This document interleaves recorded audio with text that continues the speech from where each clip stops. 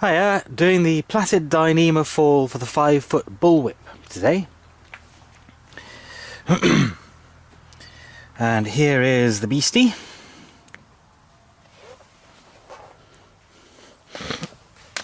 Let's take these off. That's how neat an end you get when plaiting from the butt like this. With 6 strands it opens up. With 8 even more. Gets to the point where I'll go over 2, so that would be a 20 plait would end up being a 5-star sort of a thing. Anyway, that's that. Let's have a look at the drops. There's the drop from 12 to 10 strands. As you see, there's still a little gap there, but not on this side, and there's the double strand there. You know, I said that when you're dropping where there are more strands, it's a smaller percentage, it's a neater junction. That is on the whole true. However, the strand here went over the belly directly where there was absolutely no give. So you got to kind of monkey around with it a little bit more. There's still no lump or bump here. But when I came to drop the other strand, the other pair I should say, from 10 down to 8, there you are. There's that little double on this side this time. And a much reduced gap, because at this section the dropped strands are going into the core where there isn't any plaiting, it's just the strand ends of the belly, and they've got a lot more give. It just joins them and all squashes up into place, and again I don't have to cut any compensation out because the steeper or the tighter angle here giving way to the looser angle seems to take care of that. Okay, there we go, that's 5 foot long. Pretty good, straight plait, reasonable bias, handles very well as it is. Time to do the fall. Now I could do this, I'm going to be plaiting over these strand ends with Brownell's D75 Dyneema. Ultra high molecular weight polyethylene, fine filament, small twist. It's a little bit waxy. This stuff is used for compound bowstrings. It's incredibly strong, and there is the label. Okay. Oh yeah, right. What I could do is plait this into the plaiting and then bring it out and over the top of the strand ends like a signal whip point. But what I prefer to do is to, as I've done here, throw a hitch around, pull it really tight, roll it right down, and that marks the end of the 5 foot. And then I can put the Dyneema right from that point down the way if it does need replacing.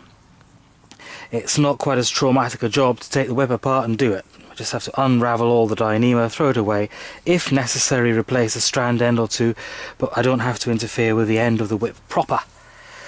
Okay. Unlike plaiting kangaroo hide, where the factor is 1.5 times the length of plaiting that you want in strand ends, the factor I've discovered for doing a fall like this is 2. That's 24 inches. The plan called for 92 inches of overall reach, including fall and cracker, and I'd originally thought a 20-inch fall and a 12-inch cracker, but I'm going to go for 84-inch to the end of the fall, and then an 8-inch cracker. Probably a lighter one than I'd use for a bigger bullwhip. So, 24-inch strand ends times 2, that's 4 foot of Dyneema, plus spare to hang on to per strand, that's 5. Now, I'm going to do 12 strands of Dyneema in a 4 plait. So each strand of the plait will have 3 strands of Dyneema. So I'm going to need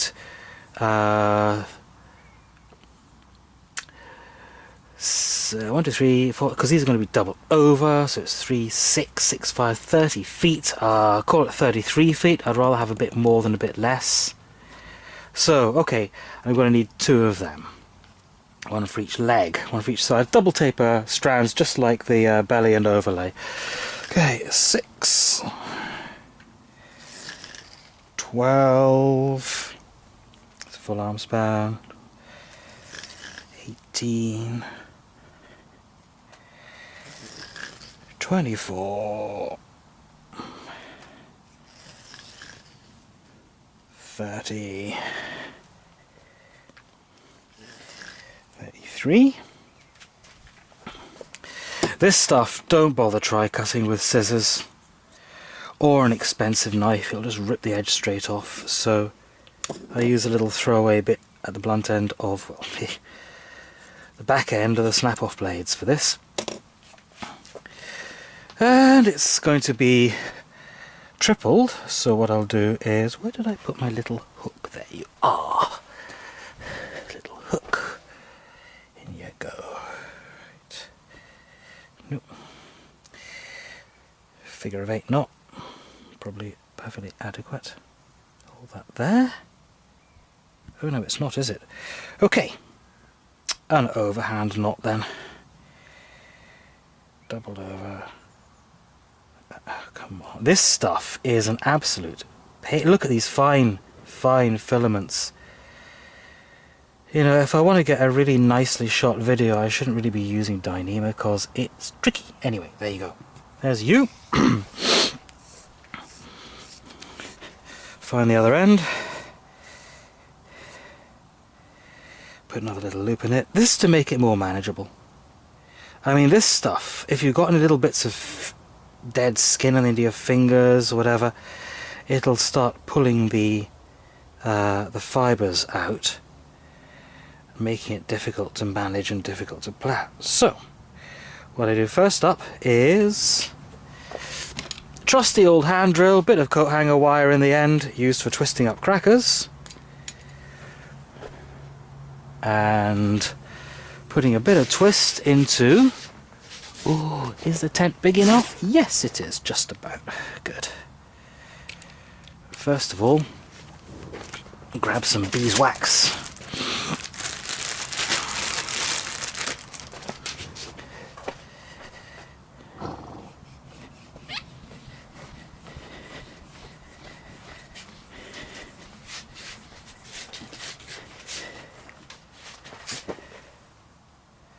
I'll do.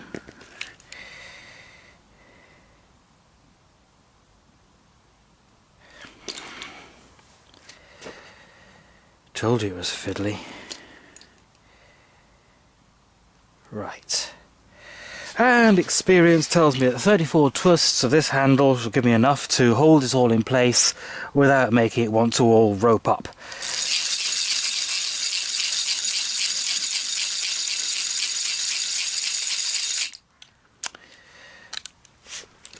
And that is one pair of strands, as it were.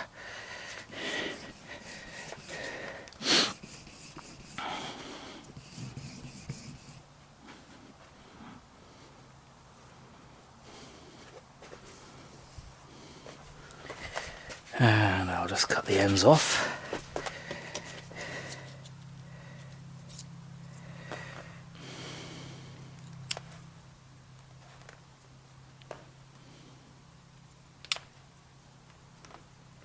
Right, more manageable cord.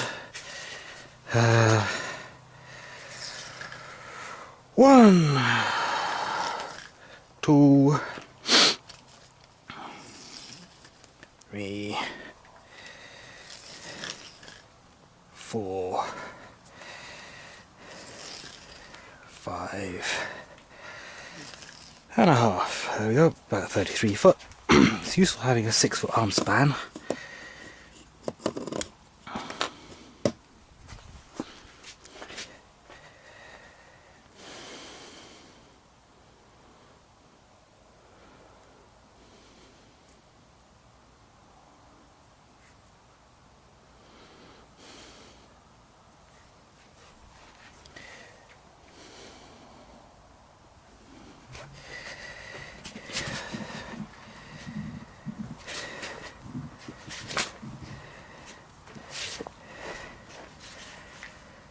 Yeah, okay, nothing much to say today. Coming to a close here.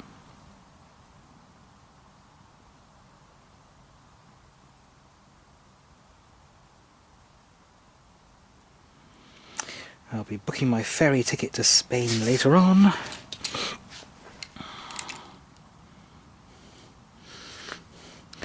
But while the weather's nice, and while I still have all this to do, I might as well crack on and do it.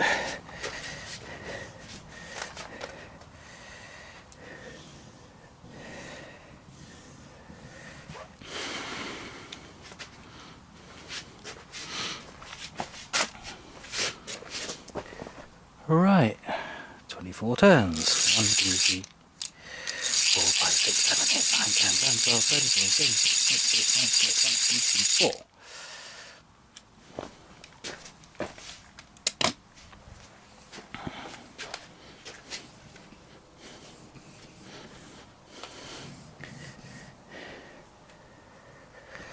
Right, top and tail these fellas.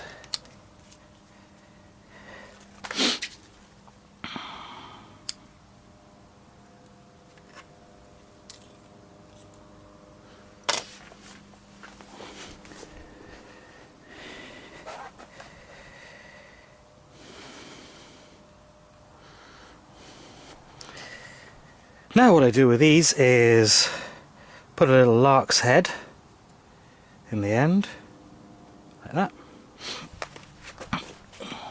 This will give a more of a bump than plaiting it in signal whip fashion. Personal choice, I suppose. Actually, let's leave room for the second one. There's you.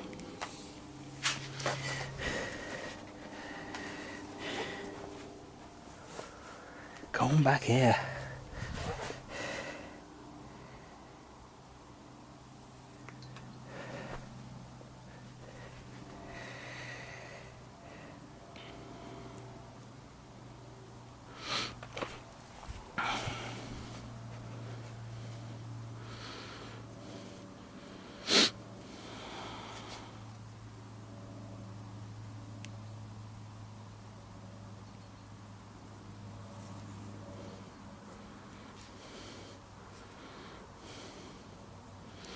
Oh yes, a small point. Notice the bias of the whip.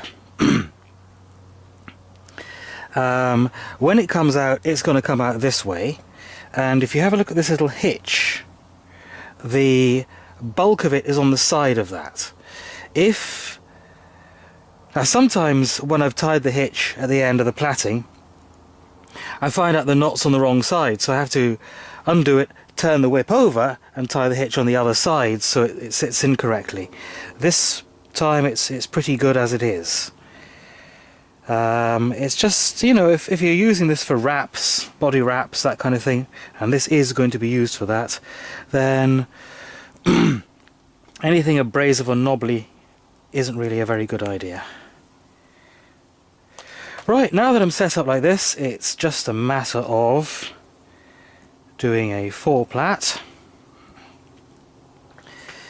And unlike the 4-plait of plait in leather, I don't want the Dyneema to snug up close to itself. I want there to be a gap, certainly up at the top. This stuff has 0.0 creep. It's really very, very resistant to stretching.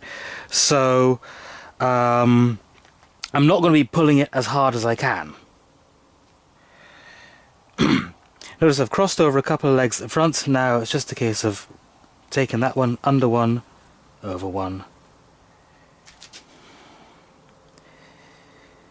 And under one, over one.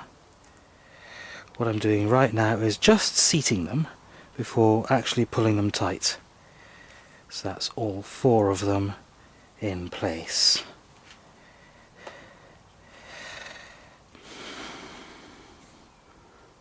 The strand ends and finishing of the overlay were exactly the same as for the belly, even down to there being 8 strands cut off at more or less the same sort of intervals. Okay, now that I'm set up, I'll simply be having this lot in my hand and pulling it sort of 45 degrees, that kind of tension, rein tension, and laying it in. And I'll do a few more of these stitches so you can see what's going on with the gaps that I was talking about.